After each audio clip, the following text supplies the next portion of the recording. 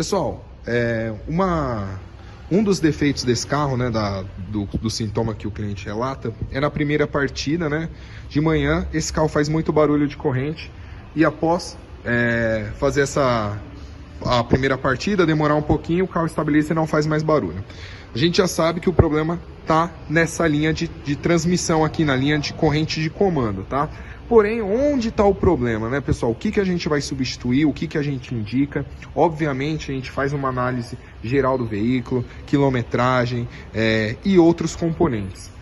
Um dos componentes, pessoal, é esse cara aqui, ó. Tensor da corrente, tá? Esse carro, por exemplo, ele tem 58 mil quilômetros, pessoal. Então, olha esse cara aqui, ó. Com a pressão baixa, ele não segura carregado e acaba fazendo barulho. Vou fazer um vídeo, uns próximos vídeos aí para você, explicando exatamente o que vai ser substituído, tá certo? Então, para você que quer saber o desfecho desse carro aqui, acompanhe o nosso canal e fique atento aí. Um abraço, até o próximo vídeo.